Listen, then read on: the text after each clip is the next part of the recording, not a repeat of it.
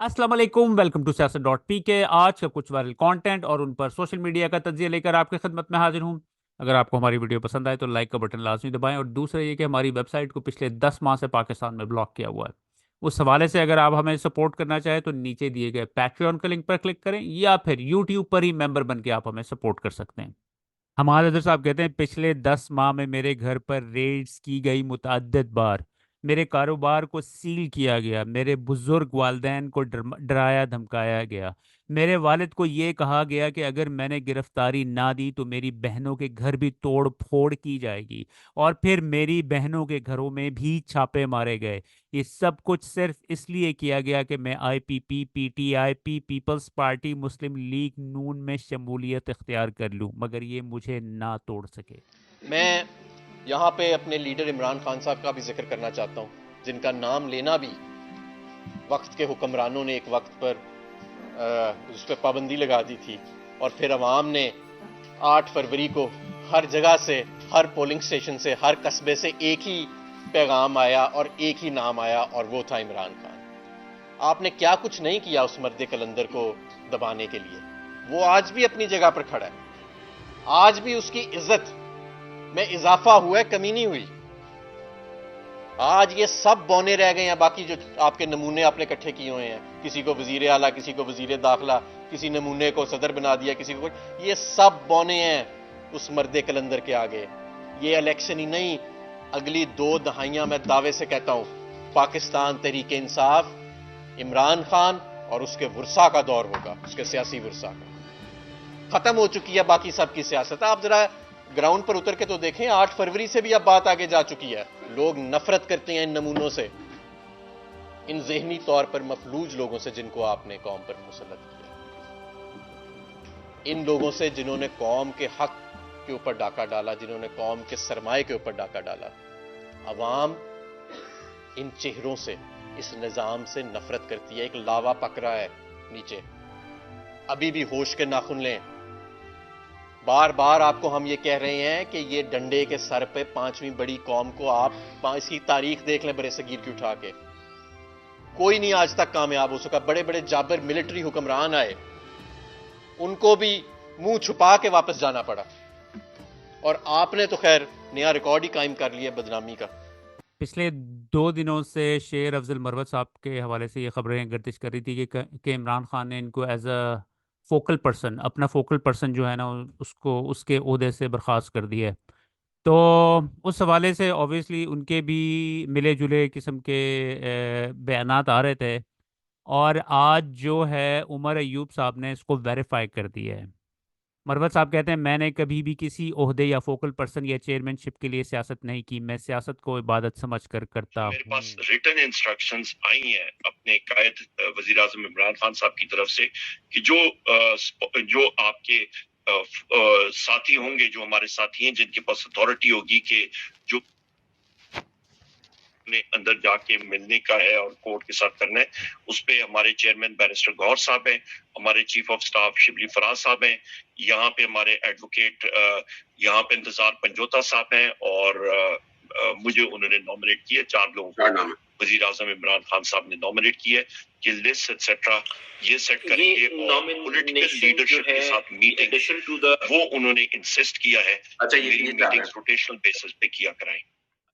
ले जी, पिछले हफ्ते तक राना सनाउल्लाह साहब पैगाम रसाई कर रहे थे इस्टेब्लिशमेंट को कि इमरान खान का ना काम तमाम करो, क्योंकि वो जब तक है हम या तो वो रहेगा या फिर हम रहेंगे। अगर वो वापस आ गया तो हमारा तो काम तमाम हो जाना है। तो आज आज फिर आपको एक उसका मैं आपको क्लिप दिखाता हूँ, और एक ही उनका बयान आपके सामने रखता हूँ। कहते हैं पहले प्रोजेक्ट इमरान लाने के लिए सब कुछ हुआ, जब प्रोजेक्ट मतलूबा नताइज नहीं दे सका और गले पड़ गया तो अब इमरान खान को गिराने के लिए सब कुछ हो रहा है। उन्हें भी नजर आ रहा है कि हमारी हुकूमत चल नहीं रही है, इन्वेस्टमेंट आ नहीं रही है, लोग इंतहाई नाखुश हैं, इकॉनमी बेहतर हो नहीं सकती है इन हालात के अंदर। तो अब और फिर उसके बाद जो है, और फिर इस्टेब्लिशमेंट अब उनकी बात नहीं मान रही है, क्योंकि वो चाहते हैं कि वो इमरान खान को बिल्कुल ही सफाया किया जाए उनका। अब वो इस्टेब्लिशमेंट को भी पता है कि 24 करोड़ आवाम भी खड़ी हुई है उसके पीछे। तो अब ये कहते हैं कि जी भाई जो है ना, इमरान खान को जो सहूलियत दे दी जा रही हैं जेल में, वो ठीक है, लेकिन जेल तो जेल ही है ना। अब कहते हैं कि शायद मैं भी तैयारी कर रहा हूँ जेल में जाने की, ये क्लिप देखिएगा। कि उसे वहाँ पे जो है वो बड़ी सहूलतें दी गई हैं, लेकिन बहरहाल जेल जेल ही होती है। अगर उसे सहूलतें दी भी गई हैं, हम इसके ऊपर बिल्कुल जो है वो हमें कोई जो है वो ना एतराज़ है। और आप सहूलतों की इसलिए तारीफ कर रहे हैं और सपोर्ट कर रहे हैं क्योंकि आपको पता है आप भी कभी भी जा सकते हैं जेल में दोबारा। तो आपने कहा ये रिकॉर्ड रहे, सहूलतों के साथ खड़ा हूं मैं, है ना साहब? नहीं, यहाँ पे को पता चलता है कि कब किसी के अंदर जाने या बाहर आने की जो है, कब किसी की बारी आ जानी है। मैं तो बिल्कुल इस बात के मैं तो तैयार हूं, इसलिए कि कल को हालात ऐसे हो सकते हैं कि हमें फिर जाना पड़े। बिल्कुल सही। नहीं मुझे तो नजर आ रहा है, लेकिन बात ये है आपको भी नजरिया अच्छा रहा सा। एक बात बताएं कि नहीं, नजर मुझे भी आ रहा है आप यही बेचारा मियां जावेद टीम गल करता तो सारे दे पीछे पै जाते हो, हालांकि गल तुसी जरा बड़े तरीके नाल गल कर रहे हो, घुमा फिर आके। चीफ जस्टिस साहब सोशल मीडिया के पीछे तो हाथ धो के ही पड़ गए हैं। उन्हें पता है कि मेन स्ट्रीम मीडिया की तरह उधर तो चलो चीज़ें कंट्रोल कर लेते हैं, सोशल मीडिया के ऊपर एक्चुअल जो लोगों के दिलों की आवाज़ है वो आपको नज़र आती है। उस चीज़ को वो उनसे बर्दाश्त नहीं हो रही। कहते हैं आजकल नई वबा फैली हुई है सोशल मीडिया की, इसका भी प्रेशर होता है। इसके जवाब में सैयद जीशान अजीज साहब कहते हैं जजेस कह रहे हैं कि हमें धमकियां मिलती हैं, वीडियोस रिकॉर्ड होती हैं, हम इंसाफ नहीं दे पा रहे। मगर मोहतरम चीफ जस्टिस साहब एक ही बात पर फंसे हुए हैं कि सोशल मीडिया एक वबा है, यहाँ खबरें ठीक नहीं हैं। ये ऐसे है कि जैसे आप सर दर्द की दवाई लेने जाएं मगर डॉक्टर आपको आंखों की दवाई देने पर बजे दो। कहते हैं कि मैं अपना यूट्यूब चैनल लॉन्च करने लगा हूं क्योंकि मुझे जो है ना सोशल मीडिया के ऊपर फेक खबरें होती हैं। ये मतीउल्लाह जान साहब ने बड़ी एक इंटरेस्टिंग बात की है। कहते हैं कि काजी फायज ईसा साहब ना, जो 6 जजेस ने ख़त लिखा है ना उसको, क्योंकि लाइव जा रही थी सारी प्रोसीडिंग्स, उस ये जो हेयरिंग हो रही थी आज यूट्यूब के ऊपर भी सारे टीवी चैनल्स के ऊपर, तो वो ख़त नहीं पढ़ने दे रहे थे। इस हवाले से जुबैर अली खान साहब कहते हैं मोहतरम काजी साहब 6 जजेस का ख़त नहीं पढ़ने दे रहे थे क्योंकि यूट्यूब और तमाम टीवी चैनल्स पर समाअत बराह रास्त जा रही थी और वो नहीं चाहते थे कि संगीन इल्ज़ामात इनकी अदालत में इनकी प्यारी एजेंसियों पर कोई लगाए। फिर कहते हैं कि हमें सहूलतकार क्यों कहते हो। कोई भी उन वाक़यात के हवाले से बराह रास्त बात ही नहीं करना चाहता। बात क्या करना, उन वाक़यात को पढ़ने नहीं दिया गया जो 6 जजों ने ख़त में लिखे थे। और जब अटॉर्नी जनरल वो ख़त पढ़ रहे थे और जब उन वाक़यात जहाँ पे वो कोई किसी वाक़े का जिक्र शुरू होता था तो चीफ जस्टिस कहते थे चलें ये तो एक वाक़या है ना, आगे चलें। तो चीफ जस्टिस काजी फाइसा ने अटॉर्नी जनरल को वो वाक़यात भी नहीं पढ़ने दिए गए। शायद उसकी वजह ये थी कि सब कुछ लाइव दिखाया जा रहा था टेलीविजन चैनल्स के ऊपर और चीफ जस्टिस नहीं चाहते थे कि वाक़यात पढ़े जाएँ। 6 जजों के मुअज़्ज़ज़ जजों के खतूत को इतनी इज्जत नहीं दी गई कि उस पूरे ख़त को पढ़ दिया जाता लाइव टेलीकास्ट के ऊपर खुली अदालत के अंदर। न जाने क्या कोई इसमें मसलियत थी कि चीफ जस्टिस काजी फाइसा जो थे गुरेज कर रहे थे इन वाक़यात के खुली अदालत में पढ़े जाने से। तो अटॉर्नी जनरल भी खुशी खुशी वो आगे स्किप करते जाते थे और आगे पढ़ते गए। तो बड़ी एक अजीब बात है। फिर सलमान अकरम राजा साहब का ये क्लिप आज सर्कुलेट कर रहा था। कहते हैं हमें पता है इस मुल्क में कौन वीडियोस बनाता है, कौन फोन कॉल्स रिकॉर्ड करता है, कौन धमकियां देता है, कौन लोग गायब करता है। जुल्म व जबर पर रियासत को खड़ा नहीं किया जा सकता। अदालती अमल के जरिए वो फैसले आते हैं जो ताकतवर की पुष्ट पनाही और आज अदालत में भी जो गुफ्तगू हुई हमें दो वाज़े फ़र्क बयानिए नज़र आए, नुक्ता हाय नज़र आए। तो ये बात माशरे में भी है, बहुत बड़ा तबका माशरे का ये समझता है कि अब बहुत हो गया, ये मुल्क जिस जबर और एक तरह से फरेब के तहत चलाया जा रहा है वो ठीक नहीं है। उस बुनियाद पे किसी रियासत को खड़ा नहीं किया जा सकता जहाँ हर चीज़ ही वो हो जो नज़र नहीं आती। हकीकत जो है वो कुछ और है। हम कहने को तो कहते हैं अदलिया भी है, आइन भी है, इलेक्शन भी होते हैं, सब कुछ होता है, लेकिन इन तमाम चीज़ों को इस्तेमाल किया जाता है उन मकासद के लिए जो आइन की नफ़ी करते हैं। इलेक्शन होते हैं तो उनके ज़रिए वो हुकूमतें बनती हैं जो आवाम की नुमाइंदा नहीं होती। अदालती अमल के जरिए वो फैसले आते हैं जो ताकतवर की पुष्टपनाही करते हैं और आवाम के कर्ब को पीछे डाल देती हैं। आज मैं समझता हूँ इंडिया हमें मिला है कि शायद ये मामला अब सही समत में चले। जो कमीशन का क़याम था उसकी तनकीद इसलिए हुई कि उससे यह तासुर पैदा हुआ कि अदलिया ने इंतजामिया के हाथ में डाल दिया है कि जाओ इन जज साहिबान को, 6 जज साहिबान को कटहरे में खड़ा करो, इनकी तफ्तीश करो, इनसे सबूत और गवाही मांगो। कैसे एक जज सबूत देगा कि उसके बेडरूम में किसने आला नस्ब किया? हमें पता है कि इस मुल्क में क्या हो रहा है, कौन फोन कॉल्स को रिकॉर्ड करता है, कौन वीडियो बनाता है, कौन धमकियां देता है, लोग कैसे गायब हो जाते हैं और फिर वापस आते हैं बदहाल हालत में। इस चीज़ की कौन गवाही दे सकता है? लिहाजा एक मामला जो हमारे सामने है, जिसको हम देख रहे हैं, हम सब जानते हैं, समझते हैं, उसके हवाले से अब हमें आगे का लाया अमल तय करना है। माजी को हम नहीं कुरेद सकेंगे। आप नहीं दे सकेंगे गवाहियां और शहादतें मिसिंग पर्सन्स के हवाले से कि किसने किसको गुम किया, कौन कहां गायब हो गया। ये नहीं हो सकता। हमने आगे चलना है और बतौर इदारा अदलिया ने अब एक फैसला करना है कि क्या उसने इस जबर के तहत काम करना है। हमने बड़े बड़े मुकदमे किए, अल जिहाद ट्रस्ट, 18वीं तरमीम, अदलिया की आज़ादी के लिए तहरीक चलाई, लेकिन हम आज कहां खड़े हैं? हमें नहीं एतबार होता कि कौन सा जज किस दबाव में है, कौन दबाव ले लेगा, कौन दबाव नहीं लेगा। हम हर रोज अदालत में जाते हैं एक बेयकीनी की कैफियत में। अब इस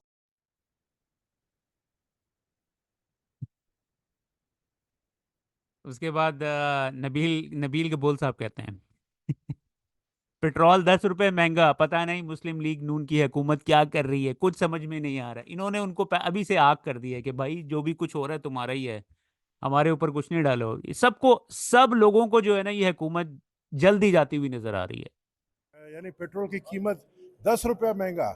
अफसोस है मुस्लिम लीग नून की हुकूमत क्या कर रही है, मुझे कुछ समझ नहीं आ रहा। ये एक क्लिप जो है सर्कुलेट कर रहा था, करामत मुगल साहब ने शेयर किया है सोशल मीडिया के ऊपर। कहते हैं ये किसी अरब शहजादे का महल और दावत ताम का मंजर नहीं, बल्कि बलूचिस्तान के एक पसमानदा तरीन ज़िले नौकंडी से ताल्लुक़ रखने वाले सादिक सजरानी की कोयटा में एक मामूली सी रिहाइश गाह है, जहाँ पे बलूचिस्तान के दीगर बड़े बड़े मगरमच्छों के लिए दावत रखी गई है। एक तरफ लोग 2 वक्त की रोजी रोटी के लिए अपनी जान हथेली पर रखते हैं, जबकि दूसरी तरफ ऐसे फिरौन और नमरूद की अय्याशियां खत्म होने का नाम नहीं ले रही।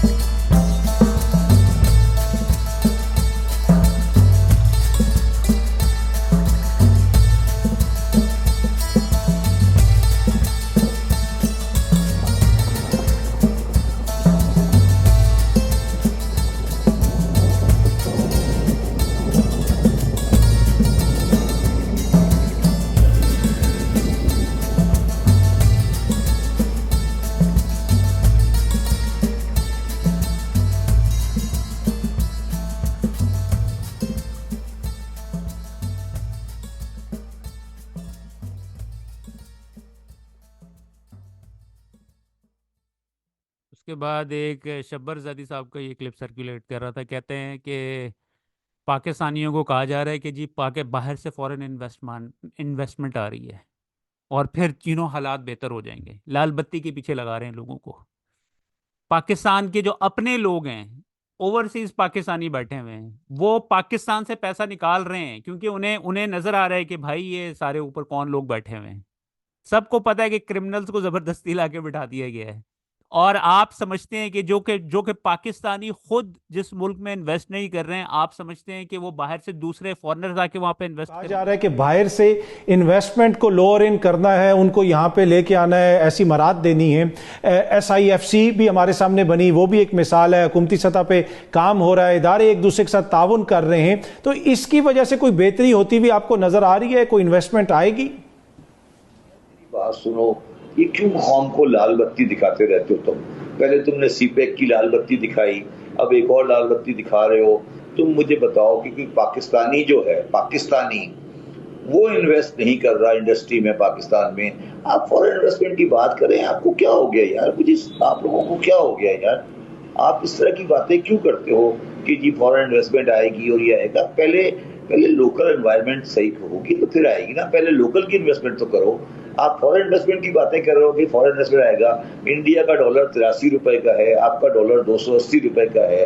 आप किस दुनिया में बैठे हो? यही तो प्रॉब्लम है जो आप कह रहे हो। उसके बाद अलीमा खान साहबा का ये क्लिप, आज उनकी जो आज हेयरिंग हुई है उसके बाद ये मीडिया से बात कर रही थी। कहती हैं कि समझ नहीं आ रही है कि वाकई इट्स माइंड बॉगलिंग कि कोई लॉजिकल चीज़ है जो साइफर केस के बनाया हुआ है कि जी साइफर केस के, अब साइफर केस में तो लग तो ऐसे ही रहा है ना कि गुस्ताखी, डोनाल्ड लू की गुस्ताखी के ऊपर आप अंदाज़ा करें, अमेरिका की गुस्ताखी नहीं हुई, डोनाल्ड लू की गुस्ताखी हुई है। क्योंकि जब से ये मंजर आम पर आया है, पूरे अमेरिका में डोनाल्ड लू जो है ना वो जलीलो ख्वार हो रहा है। अब उसकी जो सजा है ना, अब आप इमेजिन करें कि वो एक छोटा सा गवर्नमेंट एम्प्लॉई है, उसकी गुस्ताखी करने पे इमरान खान जो 24 करोड़ का वजीर आजम था, लीडर था, उसको उठा के उन्होंने उसके ऊपर सजा दी है। उन्होंने कहा गद्दारी वो होती है जब आप मुल्क से बाहर जिन लोगों को आप बताओ या अपना सामान या अपने मुल्क के बारे में बाहर किसी को इंफॉर्मेशन दो। इमरान खान को सजा किस चीज के लिए मिल रही है? इसमें दुश्मन कौन था जिसको इमरान ने इंफॉर्मेशन दी है? पहले ये बड़ा जरूरी है कि आप आइडेंटिफाई करें कि कौन वो दुश्मन था जिसको इमरान खान ने इस साइफर के बारे में बताया कि साइफर के अंदर वो वाली इंफॉर्मेशन है कि इनकी हुकूमत गिरा दो। वो दुश्मन कौन थे? वो पाकिस्तान की अवाम थी। ये केस इमरान खान के ऊपर वो है गद्दारी का कि आपने भेजा था जनरल बाजवा के लिए कि इनकी हुकूमत गिराओ। अब गद्दारी तो लोगों के साथ हो रही थी जिनका वोट चोरी होना था। अब नाराजगी जिसके लिए इमरान खान और शाह महमूद को सजा मिली हुई है 10 साल की, वो ये है कि आपने बाजवा साहब का पैगाम लोगों को क्यों सुनाया? वो तो सिर्फ बाजवा साहब के लिए था, आपने उन लोगों को सुना दिया। अब मुझे बताएं कि इस सजा को सुनते हुए इनको इतने दिन हो गए, जजेस को क्या मुश्किल पेश आ रही है फैसला करने के लिए? अब ये क्या मुश्किल पेश आ रही है कि इमरान खान या शाह महमूद गद्दार हैं कि नहीं? अभी तक फैसला क्यों नहीं हो सक रहा कि इमरान खान और शाह महमूद गद्दार हैं कि नहीं? जो गद्दारी का तमगा देते बांटते फिर रहे हैं अपने लोगों के साथ बात करने का, तो अब ये वक्त आ गया कि जजेस को भी पूछा जाएगा। पहले हम सारे पाकिस्तानियों को बता दो कि उसके बाद ये एक क्लिप सर्कुलेट कर रहा था, इंदिरा गांधी और जो इंडिया के जो आर्मी चीफ हैं उनके हवाले से एक स्टोरी बयान कर रहे हैं ये भाई, कि अब आप देखें कि पाकिस्तान में आर्मी चीफ है, वो हेड है बेसिकली, वो उसने क्योंकि उसके पास ताकत है, बंदूक है, तो एजेंसीज हैं, तो उसने सब चीज़ों के ऊपर काबिज हुआ हुआ वो कम्प्लीटली। और इंडिया जो कि हमारा हमसाया है, वहाँ पे आर्मी चीफ की जो औकात है उसी के ऊपर उसको रखा गया है। ये क्लिप देखिएगा। Chief of army staff Hindustan की वो इंदिरा गांधी से मिलने सही है, तो मैं अंदर गया और उनको कहा कि बीबी वो चीफ आपसे मिलने, तो उन्होंने कहा, उनको बोलो कि मैं मीटिंग में। तो कहते हैं मैं वापस गया और उनको कहा कि बीबी मीटिंग में है। तो 2 घंटे बाद उसने दोबारा मुझे, अब ये भी देखिए 2 घंटे उसने इंतजार किया, 2 घंटे बाद मुझे कहा दोबारा बीबी को याद दिलाए। जब वो दोबारा गया तो वो कुछ भी नहीं कर रही थी और फिर कहा कि वो मीटिंग में। तो कहते जब 3 मरतबा ऐसा करके उनको 6 घंटे इंतजार करवाया गया, तो आखिर में मैं गया और मैंने इंदिरा गांधी बीबी को बोला कि बीबी वो 6 घंटे से इंतजार कर रहे हैं, तो आप, उसका जवाब ये था कि इसको इंतजार करने दो, क्योंकि ये बात मैं उनको समझाना चाहती हूं कि ये इस स्टेट का नौकर है और वो आगे न सोचे। लिहाजा वो एक रियासत बन गया कि सबको अपने अपने डोमेन्स का पता है कि हमारा काम क्या है, हमारे फराइज क्या है, हमारी ड्यूटी क्या है। उसके बाद एक और ये क्लिप हामिद मीर साहब का सर्कुलेट कर रहा है सोशल मीडिया के ऊपर। इसका कैप्शन रखा हुआ है हामिद मीर का चीफ को वाज़े पैगाम। ये क्लिप देखिएगा। कि वाकई पाकिस्तान में कोई इनकलाब नहीं आने वाला, लेकिन 2015 में जिस आसिफ अली जरदारी ने यह कहा था कि आप 3-4 साल के लिए आते हैं, हमने यहीं पे रहना है, फिर वही आसिफ अली जरदारी साहब जो हैं वो दोबारा बार बार कैदी बने, बार बार वो पाकिस्तान के सदर बन जाते हैं। 13 साल और 7 महीने टोटल उनकी कैद बनती है। 13 साल 7 महीने कैद में गुजारने वाला बंदा जो है वो दोबारा सदर पाकिस्तान बन गया है। तो ये मैंने इसलिए कहा है कि कैदी जो है वो सदर भी बन जाता है, और कैदी जो है वो वजीर आजम भी बन जाता है, और कैदी जो है वो फेडरल मिनिस्टर भी बन जाता है। लेकिन ये जो लोग सरकारी नौकरी में होते हैं ना, अपने आप को सियासतदानों से ज्यादा ताकतवर समझते हैं, उनका अंजाम जो है उसको मजीद एक्सप्लेन करने के लिए मैं और कुछ नहीं कहूंगा। यही बार बार कहे जा रहा हूं, वक्त बदलते देर नहीं लगती, इसलिए इसका ख्याल रखें, अल्लाह से डरें, अपने आप को खुदा मत समझें। एक बड़ा इंटरेस्टिंग क्लिप था कि पाकिस्तान में अगर आप फ़लस्तीनियों के हवाले से आवाज़ उठाते हैं तो आपके साथ क्या सलूक किया जाता है? ये बड़ा ही आई ओपनिंग किस्म का क्लिप है सेनेटर मुश्ताक साहब के बारे में, ये देखिएगा ये सेनेटर साहब हैं कौन? ये वो सेनेटर साहब हैं जिन्होंने मुशर्रफ के लिए दुआ नहीं होने दी सेनेट के अंदर, क्योंकि उसने पाकिस्तान के आइन को तोड़ा था और पाकिस्तानी कौम के खिलाफ गद्दारी की थी। ये वो सेनेटर साहब हैं जो 2 से 3 दफा आफिया सिद्दीकी के मामले में उनको मिलने भी गए और उनके वकील के साथ भी खड़े होते हैं और उनके लिए लॉबी करते हैं। ये वो सेनेटर साहब हैं जिन्होंने डट के ट्रांसजेंडर बिल के खिलाफ मुकाबला किया था। और ये वो सेनेटर साहब हैं, वाहिद पूरे पार्लियामेंटेरियंस में वाहिद आदमी है जिन्होंने कहा था कि जनरल बाजवा को एक्सटेंशन ना दी जाए, जबकि पीटीए वाले जो आज गालियां देते हैं जनरल बाजवा को, वो भी एक्सटेंशन देने के हामी थे। उन्होंने डीसी इस्लामाबाद को एक रिक्वेस्ट भेजी एनओसी के लिए कि वो पार्लियामेंट के बाहर डी चौक पे प्रोटेस्ट कर सकें फिलिस्तीन के हक में, ताकि प्रेशर बिल्ड होना शुरू हुए हमारे पार्लियामेंटेरियंस के ऊपर, जिनको 4 से 5 महीने लगे थे सिर्फ ये बिल पास करने में कि वो कंडेम करते हैं इजराइल का एक्ट। एक वीडियो में वो दिखाते हैं कि किस तरह से पुलिस इस्लामाबाद की उनके साथ बर्ताव कर रही है, उनको डंडे मार रही है, धक्के मार रही है, उनको हरास कर रही है, औरतों को और मर्दों को, और ये किस तरह से बर्ताव कर रहे हैं। इन्होंने वहां पे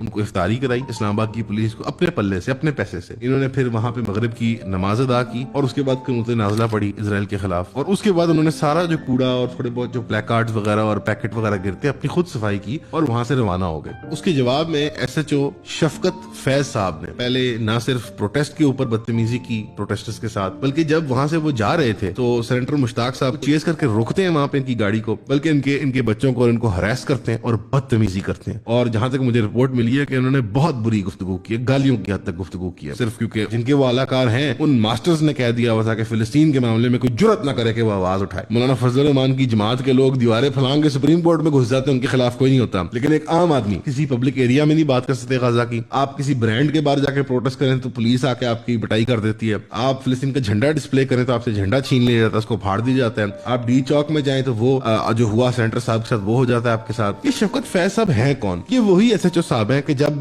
डॉक्टर महारंग बलोच, बहुत एक मुअज़्ज़ज़ खातून जो बलोचिस्तान से पीसफुल प्रोटेस्ट लेके आई, आप उनसे 100 इख्तिलाफ कर सकते हैं, लेकिन उनका प्रोटेस्ट अबव बोर्ड था। उनकी राय, उनके मौक़िफ़ कंप्लीटली कॉन्स्टिट्यूशनली फेयर बातें थी, पाकिस्तान के कानून के एतबार से फेयर बातें थी। वो यही एसएचओ शफकत फैज साहब है जिन्होंने वहां पे ठंडी इस्लामाबाद की सर्दी में उन बच्चे बच्चियों के ऊपर जो वहां पे विदाउट छत, विदाउट साया वहां पे बैठे हुए थे ठंड में, उन पे ठंडा पानी चलाया, वाटर कैनन्स चलाए। ये आदत जो है ना हमने अपनी पुलिस को ये लगा दी हुई है कि उनका जब दिल चाहे किसी भी किस्म की सिविल डिसोबीडियंस, प्रोटेस्ट, इस चीज के ऊपर क्रैकडाउन करें, हमें डंडे मारें, हमें हरास करें, हमारे औरतों के कपड़े फाड़ दें, हमारे हाथ में कोई झंडा है उसको उतार लें और हमारे खिलाफ अल्टीमेटली एफआईआर कटवा दें और हमें अरेस्ट कर।